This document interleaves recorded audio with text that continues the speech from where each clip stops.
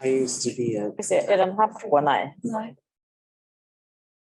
So, welcome everyone, Your Excellencies, ladies and gentlemen, a warm welcome. We are a bit delayed actually, so we will do a little bit of a Speedy Gonzales here at some time, but everybody will have a say, I promise you. I'm Lena Ag, I'm the Director General of the Swedish Gender Equality Agency, and I will be moderating our conversation here today.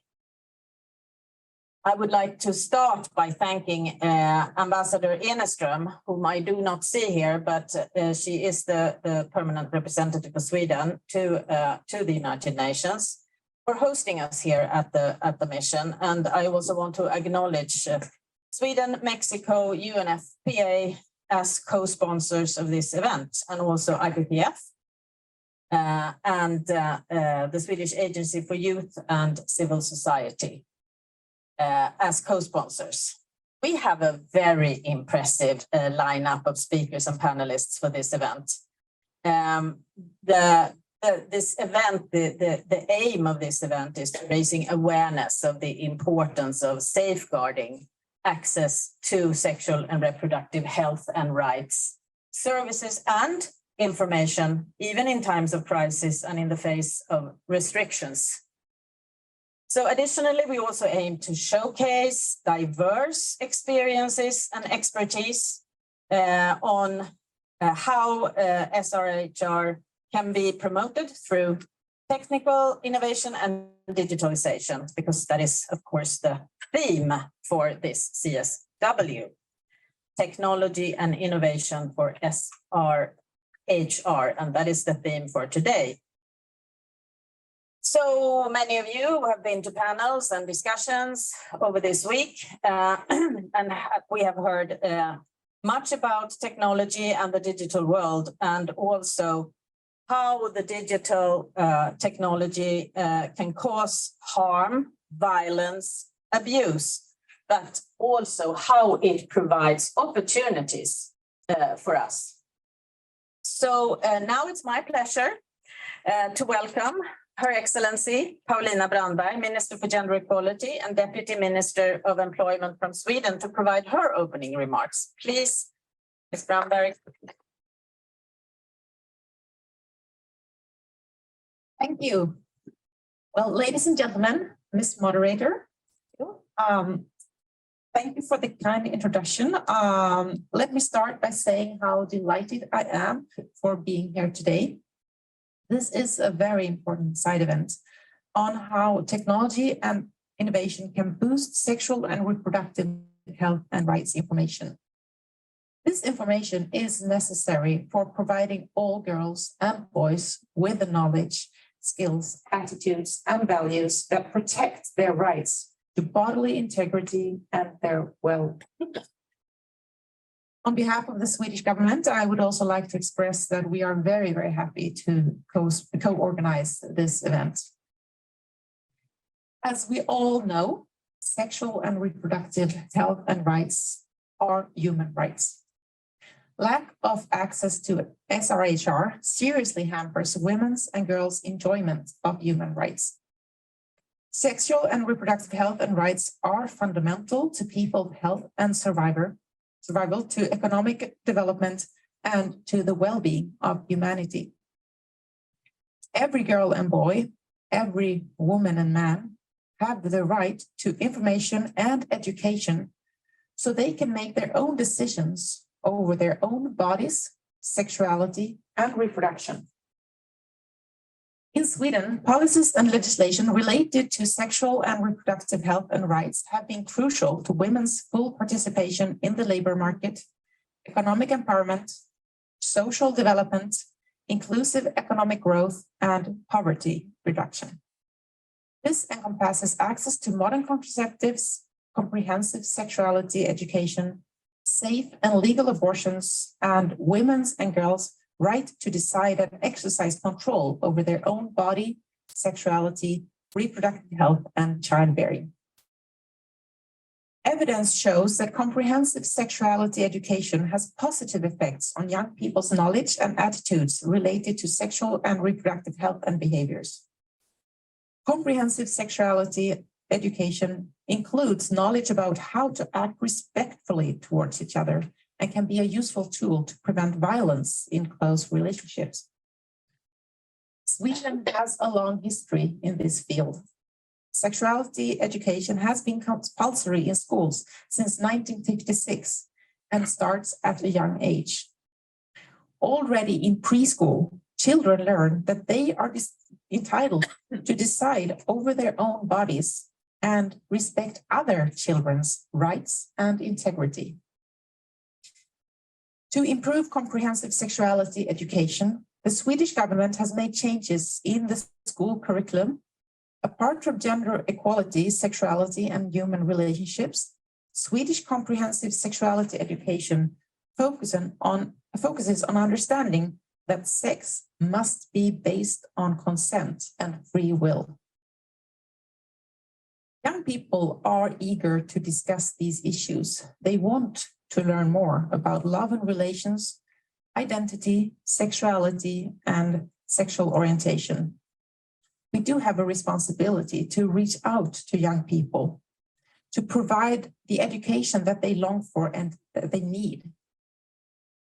If it's not possible to spread information on Srhr in school for young people, other areas should be promoted, such as websites and mobile applications. Since the Beijing Declaration and Platform for Action was decided on 26 years ago, progress has been made. In some areas, not fast enough. We even see backlashes in various places around the globe. One area that concerns me is the topic we will be discussing here today: sexual and reproductive health and rights and access to comprehensive sexuality education. We are concerned by the emergence of regressive trends and adoption of harmful, discriminatory, and retrogressive laws and policies which threaten gender equality, undermine sexual and reproductive health and rights, and sometimes contravene international human rights standards. Effective implementation of the Beijing Platform for Action requires to respect, protect, and fulfill sexual and reproductive rights, sustain progress towards gender equality, and eradication of all forms of discrimination for future generations to come. In this context, I would like to highlight that since the 1st of July 2018, Sweden has a sexual offense legislation based on consent, meaning the obvious, that if sex is not voluntary, then it's illegal. Sexual intercourse, sexual penetration, and all kinds of sex between individuals must be in every participant's interest and on a voluntary basis. The Swedish law based on consent is a breakthrough. This means that there is no longer a requirement of violence or threats to convict a perpetrator of rape, nor is there a requirement that the victim has taken the perpetrator has taken use of the victim being in a particularly vulnerable situation. Ladies and gentlemen, let me put it in short. Gender equality is not only a goal in itself, but it's also a prerequisite for sustainable development. It is more important than ever that we, as leaders, politicians, and feminists, stand up for gender equality and the rights of women and girls everywhere, including online. Thank you.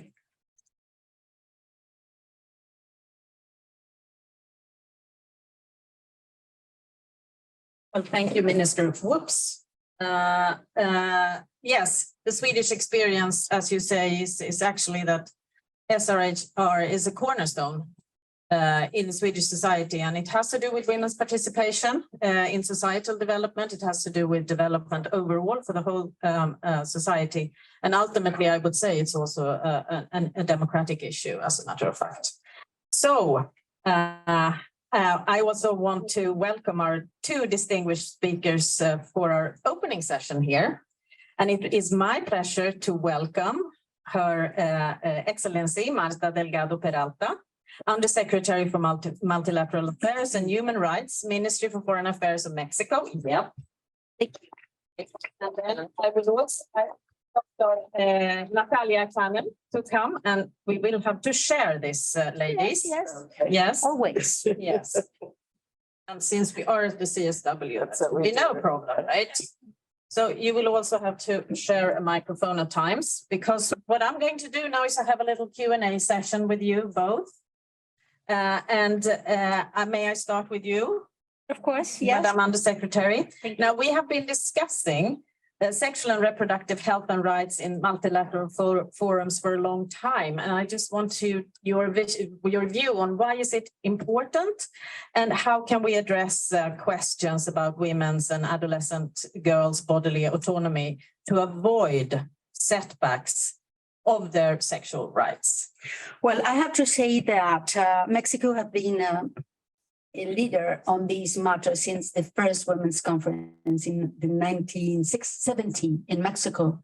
And after that, Mexico, we have worked a lot internally, nationally speaking, but also at the multilateral arena. We do believe that we are fighting for international and global values on these. And we also thought, I don't know, decade ago that we were advancing very, very well on these rights for women. Unfortunately, we are noting with concern that we regain polarization, resistance on gender equality of different countries. And now we are really struggling with the texts in every forum, international forum, to really have these rights and language back, defending the human rights of women and the women's right. So we have pending issues to achieve gender equality, of course, but we need also to still campaigning and lobbying with other countries to have so sorry. No, it's not your fault. Please. To recover the spirit and the values that we are pursuing since then, the 1970s, in order for us to understand that women, we have a right of deciding on our bodies, and also men, they have these rights. Maybe we don't need these, I don't know. The problem is we are online. So Okay, that's we are. why. I mean, Mine is no matter. It's in the. really? in the- Okay. Okay, this is horrible. we can, You can turn it on. Can you hear us? Yeah. Good. we can do. These women are used to. Yes, we project. We are used to speak loud. Yeah. That's it for me. Please. Yes. So just a follow-up question. So how would you perceive, what would you say, how can we use technology to promote the sexual and reproductive health and rights for women and for adolescent girls in all their diversity, you think? Of course, the first thing that we think about is using internet and using the, medical advice through digital ways. But for that, we need to struggle then with the extension of these internet access for all. There are, and why is interesting this to be said? Because if you are a little girl or adolescent that doesn't have enough information, is because in your family, they are struggling also or having problems or troubles or different approaches on the sexual education. So you need to find that information another part. Which part? Maybe in your community, yes, but also the internet. They are looking out for information of other things too. And the social networks are full of sexist and violence things. So we have to use that technology also for the purpose of education. Maybe we can talk about later on how to do that and how to democratize the internet access for communities in Mexico, for example, is difficult, but I will stop here. Yes, thank you. And we will bring this up, with a concrete example here about how to actually use it in a more, organized and factual manner. But Dr. Kanem, as the lead UN agency in this field, tell us a bit about your work and also how UNFPA uses technology and innovation to improve SRHR for women and girls. Well, I'm delighted to be with you. Thank you so much to the ministers for your comments. I want to volunteer that I was in Mexico in 1975 for the first conference. So we get so much energy of being together and also seeing the wheels of progress turn. But of course, and I see someone has pushing back against the pushback, that's actually our duty, because the course of human history has to show that we're adapting, that we're using innovation in order to make women and girls' lives better. So I sign on to everything that's been said already. And for UNFPA, the United Nations Sexual and Reproductive Health Agency, we realize the burden of ignorance, which is disguised as the innocence of the girl. We're not doing children any favors by pretending that they don't need information. So of course, every day we see how the lack of bodily autonomy can actually prevent and block a girl's progress as she navigates her adolescence. For goodness sake, there are hopefully huge unfulfilled potential opportunities for her. But if she's derailed by sexuality and in an age of innovation, in an age of internet, in an age of technology, right? It's not the instrument itself, it's how we use it that's either going to encourage her or discourage her. So for us, we've launched an equalizer fund. It's a Women for Women investment opportunity. And we're using social enterprises who are trying to address challenges across the range of reproductive health functions that we look at. Maternal mortality, still every 2 minutes, a woman, a girl dying because of pregnancy and childbirth. We can do something about this for family planning and for gender-based violence. So in Bangladesh, for example, we're partnering through this Equalizer Fund with a group that wants to work with the World Food Program in times of crisis. So as food is delivered, the opportunity to get your family planning method and your counseling is there as well.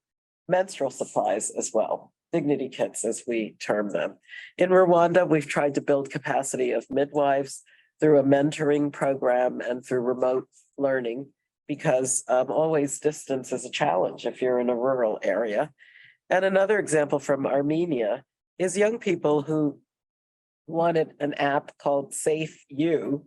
And what this does is enables survivors of gender-based violence to request help, information, services. Even if you don't have a shelter next to you, the hotline should be available to give you much needed life-changing information. One of the things that I would like to do, and my fantastic team, Nagina Munteen is here, Ian McFarland, we talk about all the time, how are we going to regularize the concept of respect? How are we going to use technology itself to have women be the creators of the systems? Because we've been absent so far, and I think artificial intelligence has shown that. So a lot of the inherent machismo and gender skew is because women were not at the table, and women are just as nerdy and as capable as anybody else. So we're insisting on that, even in supply chain management, for example, in humanitarian settings where women are often an afterthought.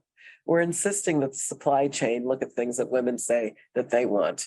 And the last point I want to make is that there are a lot of fancy technology that we're trying, drones to deliver stuff in remote areas and whatever. But I think the real issue has already been stated by both of you. It's a mindset. It's an equality mindset. So that we're not just looking to fix things after the fact, but women and girls' opinions are injected at the very beginning of any innovation. And now we're on the right track. Well, thank you so Amazing. much. And I would like to pose a question to you. I mean, these are interesting campaigns, right?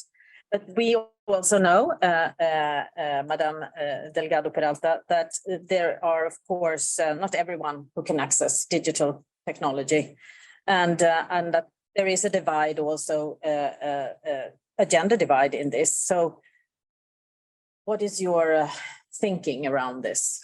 You know, this is thing that also we need to address from the global south, because inequality, also marginalization for accessing internet in the countries of the global south is spread. So first, my country, for example, is working the president for Internet for All service. 98% at the end of the administration of people is going to have a access to internet. But having said that, the access is important, all the infrastructure.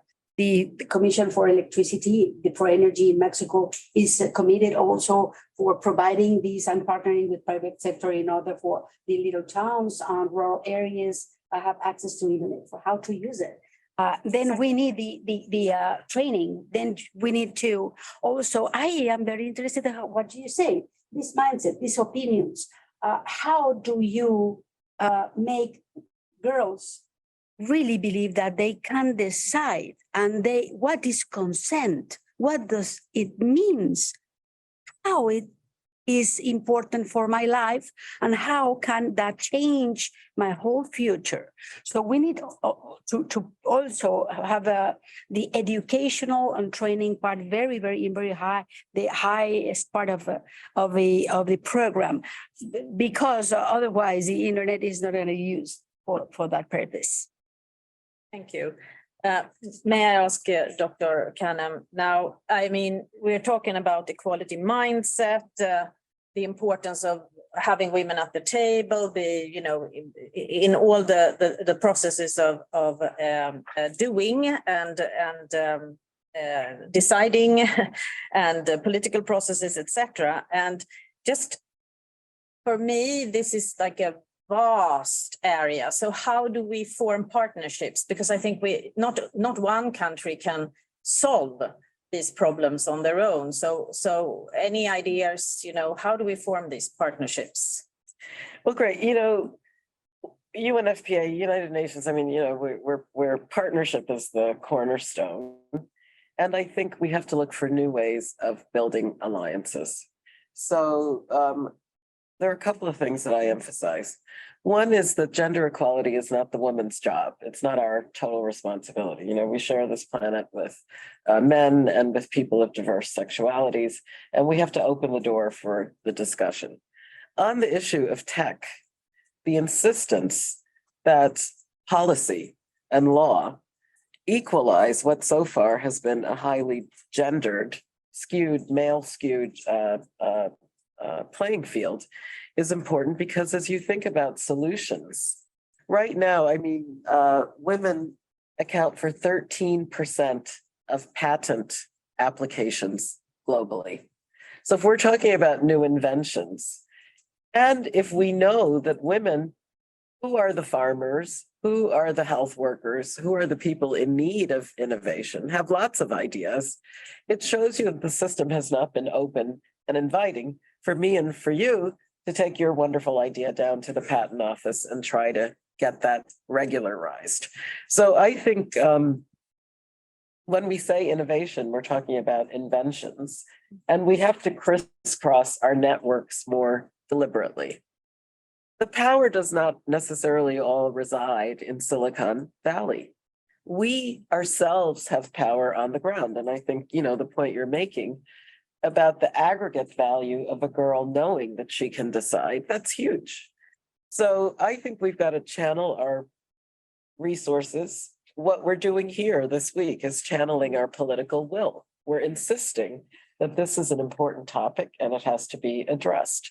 And as we look for new partners, we've actually started outreach to business, to academia, through this Equity 2030 Alliance, which some governments have also signed on to support.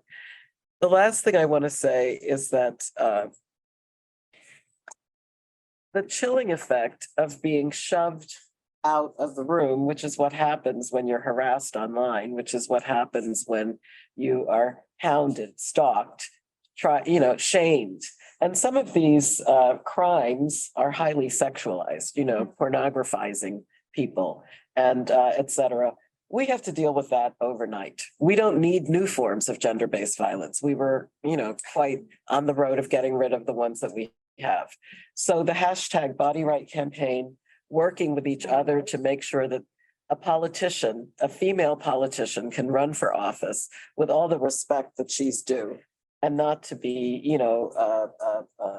intimidated by the kinds of horror shows that we're seeing. Yes. We need to talk more about this. We need to call it on. We need to fix it. Oh, that's right. Thank you. We are desperately running out of time. So Sorry. No, not at all. I mean, it's so important. Enthusiasm Whatever up you here. say, and I think you're doing, both of you, impressive work. Any final words before we? I just want to reiterate that we need to bring men. Here we have just 5. So we are women, which yes, I do. Yes. That we are That's good. conscious, we are trained, and we are empowered as women. It's not enough. We need them on board. My last word is just that we have to empower and fund young people's leadership. And part of that is inviting them to collect their own data and to analyze it. In order to know if things are getting better or getting worse, we have to be able to count. We have to be able to measure. So please encourage people around you, younger people, to lead. And, obviously funding helps them to get Yeah. there. Yeah, okay, thank you. Thanks. Okay, we have to move swiftly now because we're a little bit behind in the schedule. And I would like to welcome Ms. Siva Tanindran from Arrow in Malaysia. You're going to have a short presentation, 5 minutes, we've said, and then we will have after that, the presentation presenters will have a little panel discussion. So please, Siva. So So welcome, everyone. I think that, for the longest time, those of us who have worked on the issues of SRHR were always taught in all of the documents, right? Comprehensive sexuality education in and out of school. And this is how the digital world has completely changed the meaning of what out of school means, right? And it used to be that in school was the leading model of delivering CSE. And now in this era, out of school, virtual means are going to be the leading way of defining what implementation is all about. The next slide, please. So I just wanted to take you through some of this exciting things that young people in my part of the world are doing with regards giving information, education, knowledge, support, and counseling to each other, right? So CSE and digitalization is not something new. It has already been mentioned by UNESCO in 2016. And it is also in the International Technical Guidance on CSE has also mentioned how digital delivery of CSE is a critical part of what governments and institutions need to look at. Next slide, please.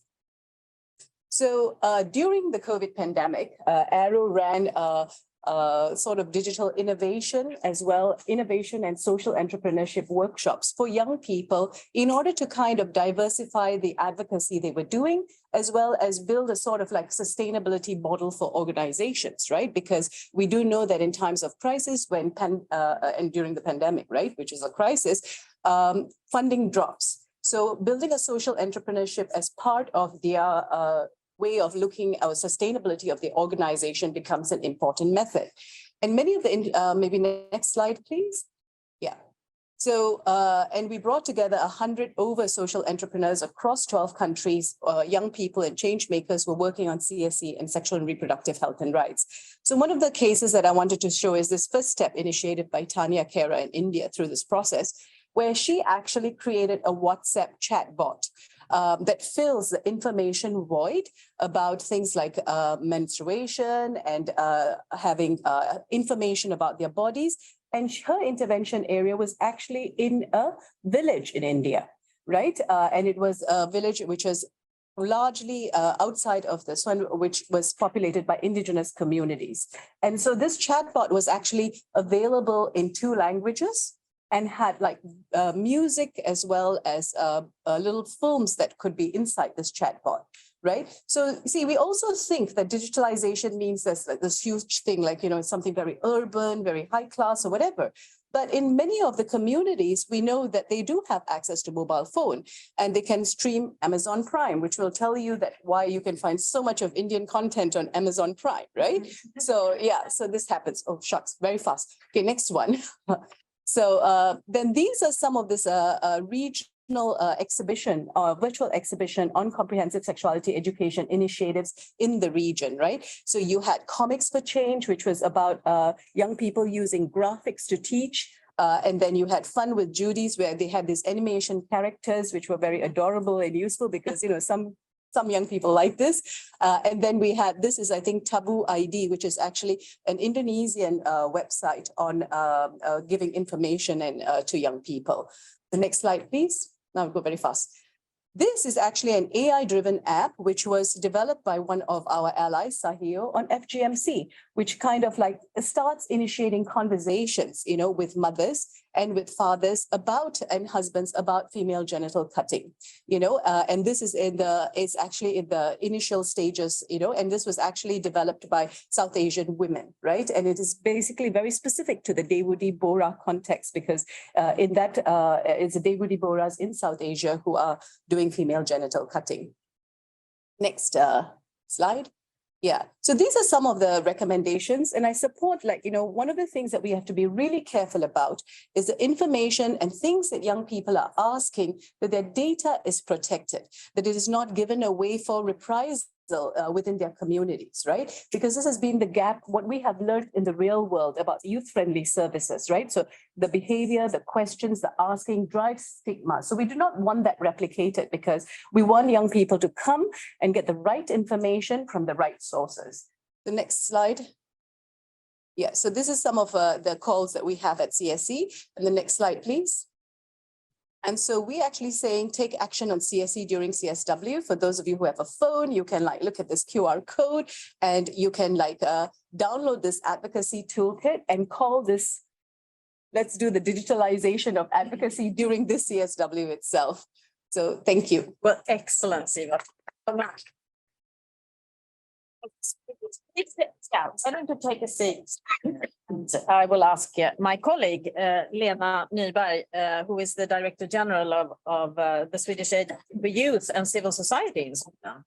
You're going to tell us about a very specific project. Yes. Yeah, please. Go ahead. Thank you very much. And I don't manage to speak that fast. So it will be a little bit slower.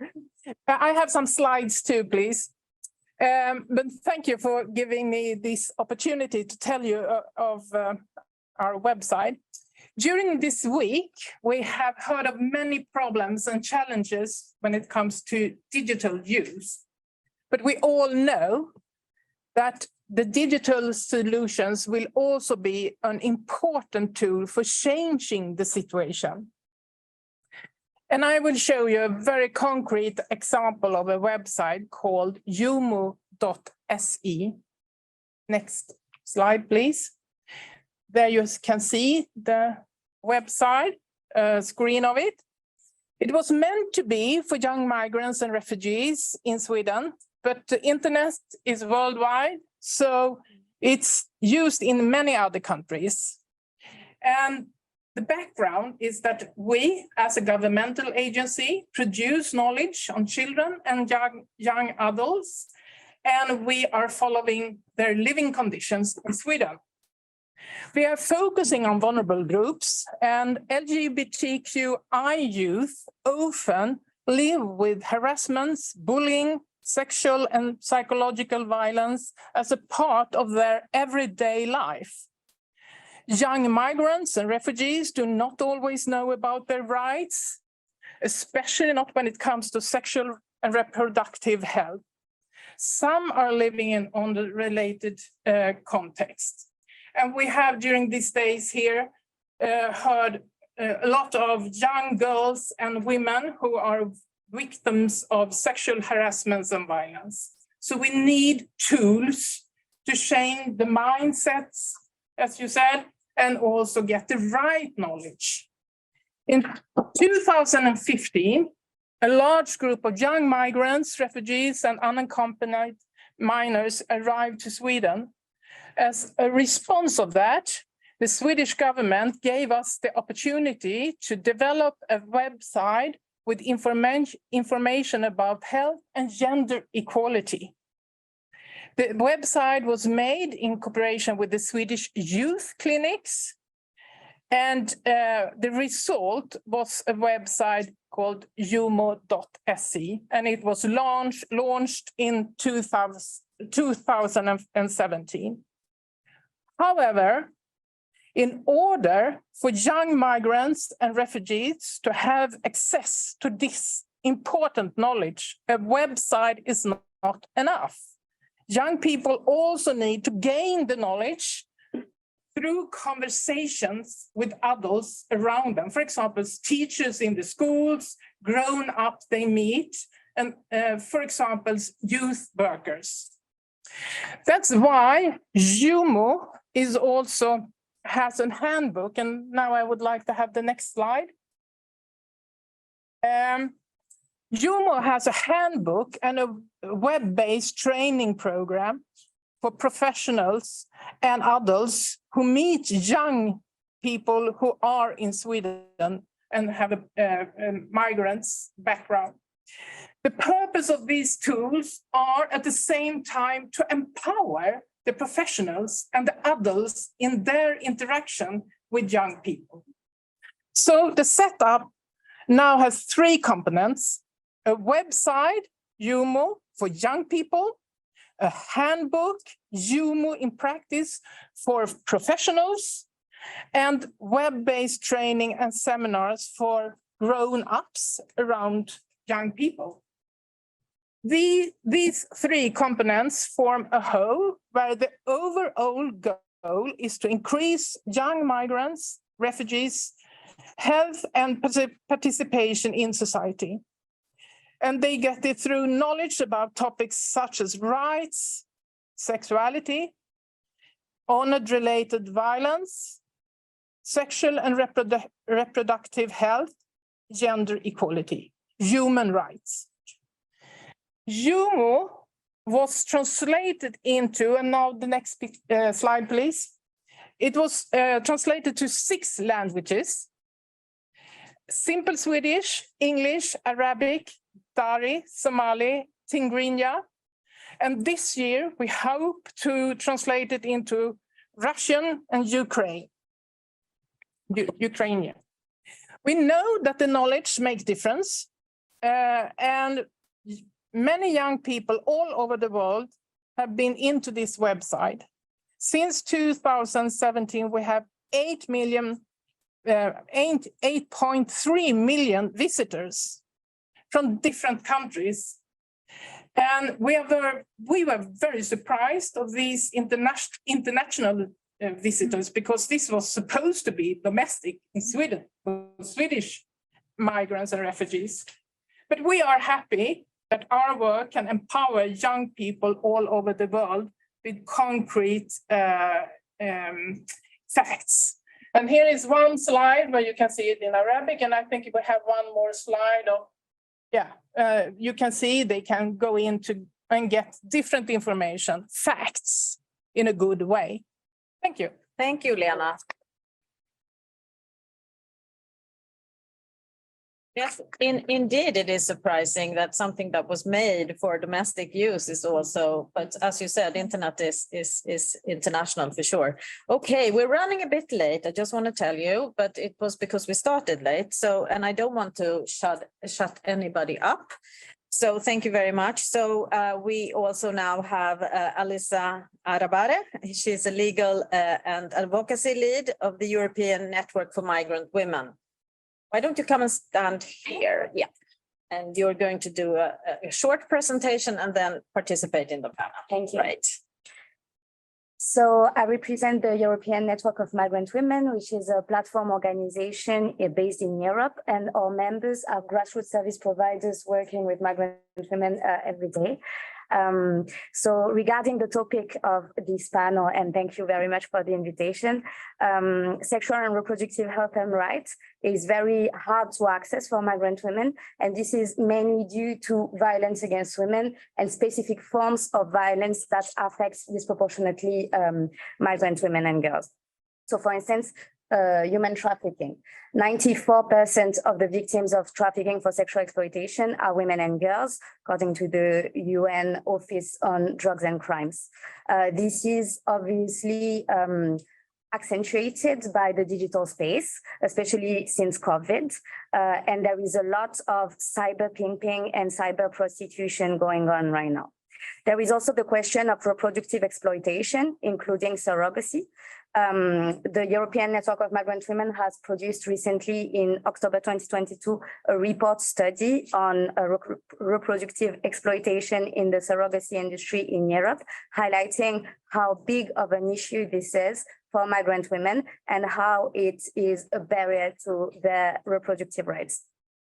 The issue of forced marriage, of course, it's at the intersection of sexist violence, sexual and reproductive exploitation, and there is female genital mutilation that is already considered as harmful practices, but we believe that new violence against women in the digital space, such as image-based sexual violence and pornography, should also be included in the framework of harmful practices, because this is also a very important barrier. On pornography websites, which is 1/3 of the content on the internet, there is systematic and group rape, physical and verbal abuse, sexual harassment and assault, domestic violence, torture, inhuman and degrading treatment, and trafficking for the purpose of sexual exploitation. Migrant asylum-seeking women and girls are amongst the main victims of this. There were a case, the Zona Diva case in South America, for instance, where thousands women and girls were trafficked, sequestrated, raped for the video to be uploaded in Pornhub. And many of them were killed, and the videos of their rape are still on the internet right now. Of course, these women suffer from PTSD, suicide, femicide, depression, and so on. In France, we have right now 2 cases against the pornographic industry with 60 victims that we're giving support to. And many of them have migrant backgrounds, because there is a very racist component to pornography as well, with categories that are racialized, Asian girl, beurette, which is a slur in French that means Arab women and is racist. And all of this is associated with racist scenery. And I will just finish with image-based sexual abuse on the internet. That is a barrier for every woman and girl, sexual and reproductive health and rights. It's terrorizing girls right now, and it's also increasing dating violence. It is the phenomenon of taking, creating, and disseminating intimate picture of women and girls on the internet. And it's happening in close relationships. And it's really leading to harassment and sometimes amounting to suicide of young girls and young women. So that's also a very important issue to highlight. We'll go through the rest with the follow-up questions. Yes, absolutely. Thank you, Alisa. And it's a great picture. Picture that you're painting, really. So I'd like to welcome up Beth Srhr, Director of Global Advocacy, and you as representative in the International Planned Parenthood Federation. Please, Thank the floor you. is yours. Thank you. That indeed was a grim picture. Yes. And thank you for sharing it with us in such explicit terms, because we know that the internet can be used for good and for bad, and we're all living with that reality every day. At IPPF, because we have member associations in over 150 countries, we have both the opportunity to be connected with one another through technology and to learn from one another, but also to push back against this pushback, as you said, and to understand what that technology means within this environment. And so we spend a lot of time looking at and analyzing how these tools are used, both so that we can counter that, but also get ahead of it. And so that we can reframe these narratives in our own positive and constructive way as well, because one of the last things we want to do is be co-opted by the language and the approaches of those who seek to use sexual and reproductive health and to counter that as an entry point to anarchism, to anti-democratic forces, and to many of the other negative things that we're all fighting, including here in the United States in ways that have been highly visible and very disturbing over the last decade. So what I wanted to talk about was to shift that conversation a bit and to talk about the ways that we've learned that positive narratives can be used through internet channels and through the technology so that we can do this work of reframing and putting things in a positive way. And I want to give credit as well to the learning that we had through one of our partner organizations, the Pleasure Project, where we've learned that we can actually use positive and pleasurable terms in order to bring people, and importantly to young people, to sexual and reproductive health in positive and constructive ways. And our regional office in Africa actually launched something called Treasure Your Pleasure, which was an online platform, right? Like, I was never going to talk about that. And when I was learning about sexuality to the extent that I did in a formal way as a young person, but what we found is that if we have to fight the fights that we have to fight. But if we can also just own the fact that we can reframe things ourselves, that people are much more open to learning when we put it in a positive framework. And that particularly for young people, when we talk about positive sexuality and give the platforms over, use our tools, but co-create and use these pathways so that young people are shaping them and framing them for themselves, using graphics, using language in a very different way. I was trained as a diplomat. Nobody wants me talking about sex. But if we can hand over these platforms and channels and co-create with young people so that we're approaching positive sexuality from a language that's appealing and that's understood by young people, then what we found is just an incredible opportunity to reach people with comprehensive sexuality messages, education messages. And this campaign in just over a year had over 175,000 people actively engaging with it, including 10,000 people, young people, who are in conversation with one another. And there's a lot of really interesting analysis that goes along with that, including that different genders use different channels.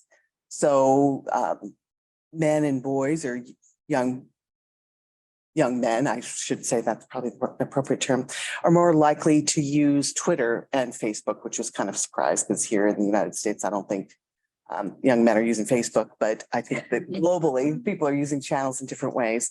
And there we found that there's more engagement and that it can skew negative, particularly when it comes to issues around gender identity and LGBTQI. And what we found is a much more positive conversation among young women on Instagram, for example, and often related to imagery as well. And so both the fact that pleasure is an entry point and that there's been an incredible response is a message that I think we should all listen to. I don't know how SRHR became so dominated by scientific language and really political terminology, but we do ourselves a disservice when we only approach young people through that framework as well. So wanted to leave us with a positive lesson of empowerment through pleasure and encourage all of us to use that as an entry point going forward. So I'll leave it at that and we can. Treasure your pleasure. Yes, absolutely. So we will have a short but beautiful conversation. And so we hear about the dark side of the digital platforms, and we've heard a lot now during CSW. So I think that your the final, presentation here just really sort of moved one step ahead. However, there are, I mean, we cannot shy away from the fact that there are some really dark sides to this, and I'm going to ask you, Lena, about. I know that you had particular target groups in mind when you got when you did this website and this project, and what kind of information, are. It's really interesting to know what kind of information are these young people looking for when they go on UMO. I have 2 more slides if I can get them. Maybe as we are short of time, I could take both of them at the same time.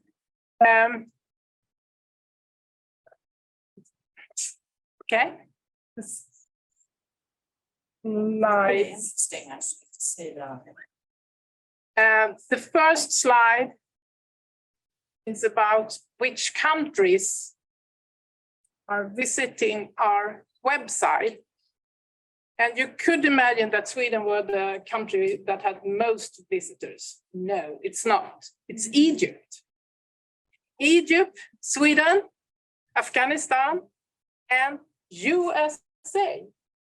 That's quite interesting. Yeah, it is. So we can see that we have visitors from nearly the whole world. Of course, it's depending on the languages that we have on the web page. But we have had, as I said, 8.3 million visitors. And I would say that as we mostly have contacts with the ones in Sweden, all the internationals is actually more benefits. It was not counted with from the beginning. The professionals in Sweden are very, very happy for this support. And they, of course, also appreciate the handbook and the trainee programs, because a lot of professionals are not really used to speak about these issues, and they don't know how to talk about, for example, why don't we get that PowerPoint? Yeah, and Please you can also see PowerPoint. the next PowerPoint is what issues do the young people look at? And it's about sex, having sex with someone, masturbation. Yeah, it's everything that's very, of course, as a young person, you would like to know the answers about this. You want to know that. And the language that's most used is not Swedish, it's Dari. So Dari and Arabic is actually the pages that are most used. And Swedish is, of course, high. But we were very surprised because we thought this was for people in Sweden. And it ended up like a worldwide website. So we are proud and very happy. Thank you. I have a number of questions for you. I'm going to cut down on them a bit. And I just wanted to ask you, Siva, can you give us example of the politicization of religion when it comes to SRHR that you face in your work? And how do you go around those challenges? I guess need some strategies there. Yeah. Okay, fine. No, so I think that politicization of religion is something that we're facing across like different countries. I think in all of the countries that we are in the Asia Pacific region, we've actually seen a trend towards ethno-nationalism, and that ethno-nationalism is almost always connected to a particular religion or usually the dominant group. So whether it's Sri Lankan Buddhism or whether it's Malaysia's Islam, or Indonesia's Islam, or Christianity in the Philippines, which is the only one single Christian country there in the whole region. We can see that politicians utilize this identity, right? So we used to vote for, and I think it's true in Europe as well, which we see, right? So we used to vote for people whom we thought would do the best job.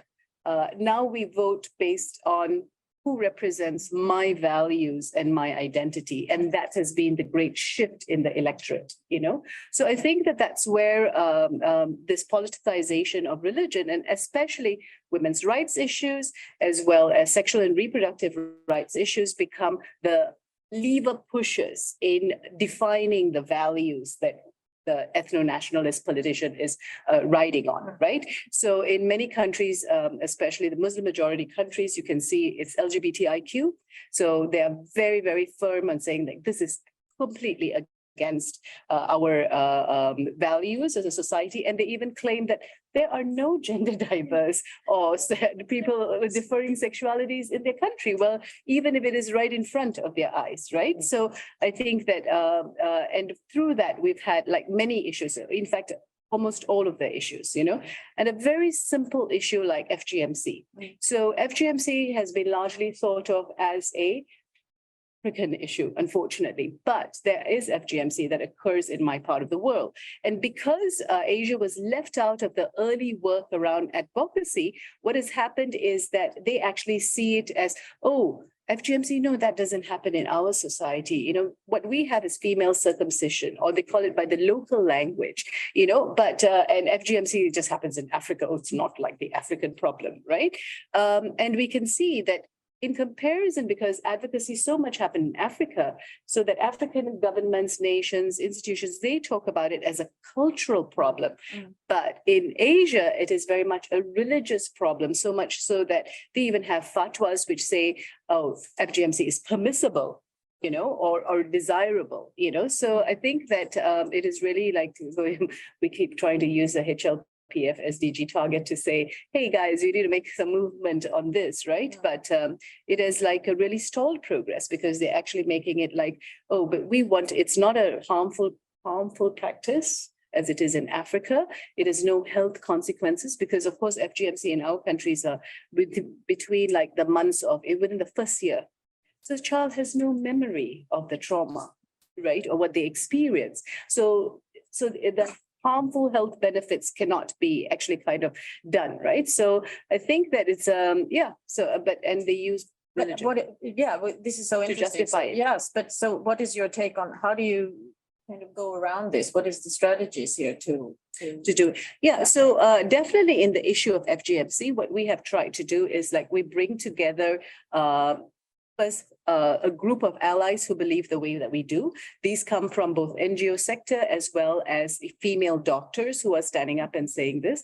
And then to show that there are multiple interpretations, right? And I know that University of Al-Azhar, who used to be the leading authority on Islam, but not any longer, I guess, has made a lot of fatwas on this matter. So we say, look, there are alternative interpretations that are available. So if you want to talk about why not take an interpretation that is liberating and affirming of women's status rather than something that is controlling of women's status, right? And I think that a lot of young people, because they have this information, this access to, oh, there are other interpretations. So we actually meet a lot of like troubled young fathers who say, oh, well, I don't want my child to be circumcised, but I'm being pressurized by either my mother-in-law or my mother, you know, in order to do it, because it's something that's cultural as part of a passage, and, you know, it's what you have to do to a child, you know. So I think that and working with groups of young parents to educate them about the alternatives, and of course, having doctors actually do the advocacy. Well, if it is not necessary, and don't do it, you know. So yeah, so this is some of the strategies that we're using. So Alyssa, talking about education and information and advocacy and so on. You support migrant and minority ethnic women through digital education on SRHR. Can you just tell us a little bit more about what does that mean? Yeah. So there are a number of approaches to improve sexual and reproductive health and rights of migrant women and women in general, including using the digital space. We use it as a way to disseminate the content that we create and the recommendations that we have, and also our approach on feminist sexual education. So we'll first go to some general recommendation to tackle the issues that I presented before. And then I will specify a little bit more about what feminist sexuality education is for us. So first of all, what is needed to tackle what I was mentioning just there is to implement the existing legal framework. There are a lot of frameworks, notably on anti-trafficking, for instance, that are not being properly implemented. So that's very important. Holding the platforms accountable. We all explained that whether it is social media platforms where harassment, sexist and sexual harassment is taking place, calls to rape women, etc., or pornographic platform where there is uploaded content of sexual violence, all of these platforms are not doing their job for the law to be implemented. The digital space is not a law-free zone, and we should hold the platforms accountable. Launching strategic litigation is also, from a civil society point of view, strategy to have the jurisprudence to truly make the law change, basically. So that's what we're doing in France with the 2 trials that I mentioned against the pornographic industry. Funding and training digital patrols to fight cybercrime. Strengthening procedure for identifying, moderating, and reporting prosecutional situations on social network, and especially for minors, because there is a lot of minor pimps right now using the lover boy technique to have their minor girlfriends engage in prostitutional acts. Minor pimps? Yeah, minor pimps, because they are connected on social media, and through this technology, they have their girlfriends, so also minor victims engaging in prostitution. We need to be a bit short here. Yeah, so. yeah. Promoting the equality model is very important, and I'm happy to be invited by Sweden here to be speaking about this. In France, we also have the equality model, and we're trying to train our elected officials to work on this issue. And we will be having a big event hosted by the French coordination of the European Women's Lobby in June, and we would very much like to include Sweden, so I will be in touch about that. Something very important is maintaining language. Sex and gender. We've been speaking a lot about gender equality, gender-based violence. For us, it's very important to speak about the definition of sex as biology and the definition of gender as social constructs that creates the domination and the hierarchy between women and men. Why it's so important to maintain this definition and language that is enshrined in the Istanbul Convention and in the CEDAW Convention is that when it comes to sexuality education and to violence against women, it's all related to our bodies. Female genital mutilation, rape, sexual violence, death during pregnancies, etc. So we really need to be clear on this. And then raising awareness, raising awareness and the feminist sexual education, and that would be my last point. Being transversal and comprehensive is really important. Focusing on every aspect, so from affective relationship to the relationship to self and sexuality. Challenging violence against women and pornography. So having a positive take on sexuality education is indeed important, but we shouldn't shy away from addressing the real issues. Children are overwhelmingly exposed to pornography, and this is something to tackle. Consent is really important, as it was mentioned, but beyond consent, with feminist sexuality education, we want to speak about desire.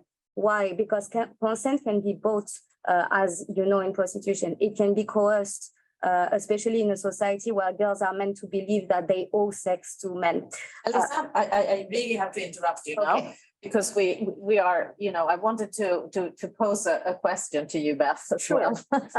And it's about women's rights and the fact that LGBTQI rights as well is in particular often targeted, on the internet, on these platforms, etc.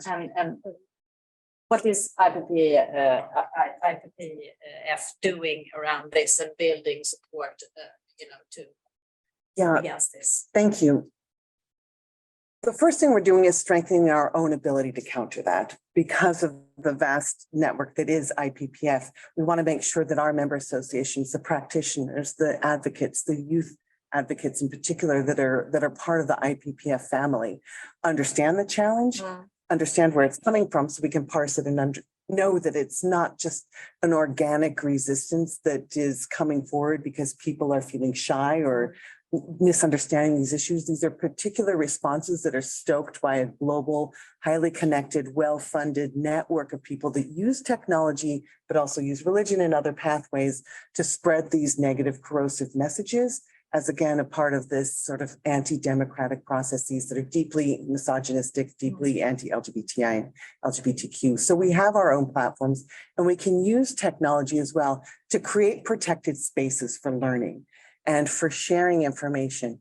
We benefit from having Planned Parenthood Federation of America be a part of this federation as well, because unfortunately we've been facing violence and terrorism in reproductive health centers in the United States since the 80s. A service center that I went to when I was a young person in college was bombed. I mean, these are things that have been happening for a very long time here. Things have been tried, tested, and then funded and spread globally by what they learned here over the course of decades. Not to say that these things aren't happening everywhere, but there's a particular channel that we all know goes this way. So IPPF has created what we call a movement accelerator platform that's comprised of 3 different arms that's for IPPF. One is on winning narratives, understanding the values that are at the basis of both the anti-language as well as the positive and constructive approaches that bring people to our issues and that help us talk in a more constructive way. There's opposition tracking that, again, goes very deep, starting from here in the United States, but also understanding the European networks that are funding this, and then how it connects in Asia, how it connects in Africa, Latin America, and what this means for all of us. And then lastly, an effort on social movement so that we're stepping outside of our own networks and working in common cause with activists and helping to fund those efforts as well, so that we're building a stronger sort of global network around SRHR. It's just one pathway that we have, and we're now sort of institutionalizing that because we have a new strategic plan over the next 6 years, and we're going to be building on what we've learned. And again, grateful to all of those who shared their learning within the vast network that is IPPF, and hoping then to share that outside of ourselves with our colleagues as well, so that we're all living and learning together because it's such a global issue. And unfortunately, we are a bit short of time. And so I would have loved to have a little bit more in-depth conversation with all of you. But I've heard you talking about, a kind of a holistic approach to these issues, about, the need for an equality mindset, the need for women and young people being at the table. Because of course, after all, I mean, this arena of digital technologies belong to the young generation. And in that respect, I would love for you, Oscar, to kind of finish this off with your concluding remarks. Why don't you? Oscar is the youth representative to the United Nations General Assembly, LSU, Sweden. Please. Thank you very much. It's very much an honor to give the closing remarks at this very inspirational and important event. So first of all, dear excellencies and distinguished guests and ladies and gentlemen, today I am here speaking at my own capacity, but more importantly, representing the National Youth Council of Sweden and our 86 member organizations that include more than or around 1 million young Swedes that are active locally and nationally and internationally. The human right to comprehensive sexual education is indivisible from the right to education. Last year, I attended the Transforming Education Summit convened in the backdrop of the COVID-19 pandemic. The summit specifically highlighted the education crisis as a crisis of equity, inclusion, quality, and relevance, in which I believe in many ways is equally as relevant keywords of this year's CSW priority theme. Our current educational system is not reducing inequality, but rather increasing inequality. With the already marginalized groups such as young women, girls, LGBTI+ in all of their diversity, carrying the biggest setback and becoming even more vulnerable in an already uncertain future. The Youth Declaration that was drafted for the summit demanded that decision makers invest in gender transformative education to create a present and future that is feminist, equitable, and free from harmful gender stereotypes, as well as demanding decision makers to ensure the provision of qualitative and comprehensive sexuality education for all learners in and beyond schools. Sexual and reproductive health rights are essential and a prerequisite for us as youth to be able to actively participate in all parts of society and to really realize our capability of living dignified lives.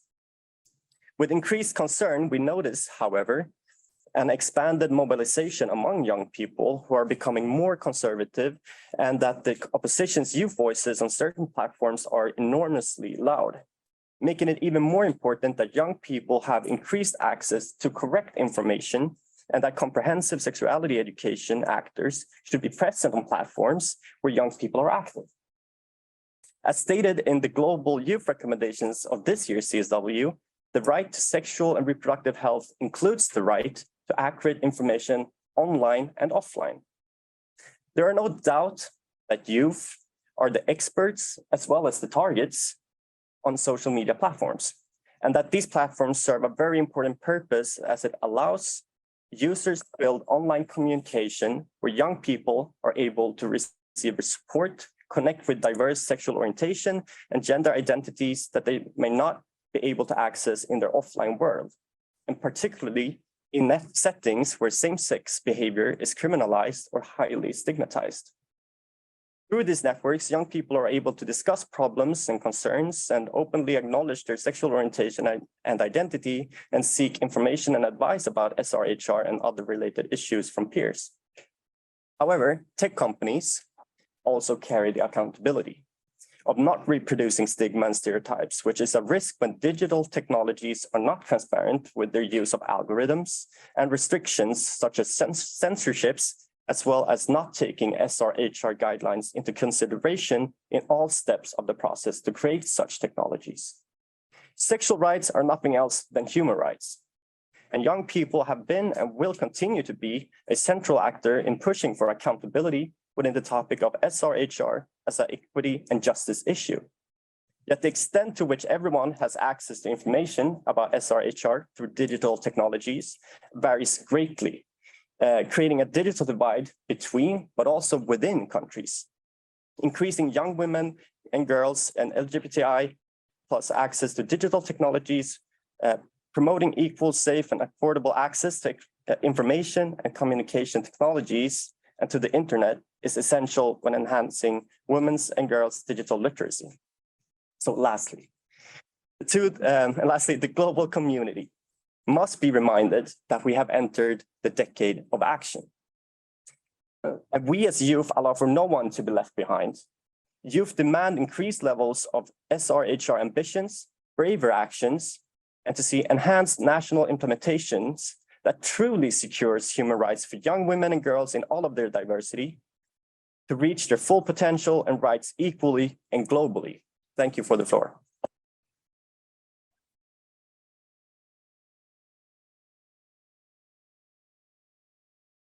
You nailed it, Oscar, absolutely. So I would like to thank the panel very much for this interesting time that we had here, and also the speakers, and of course thank you to Sweden and Mexico and UNFPA for co-organizing this event.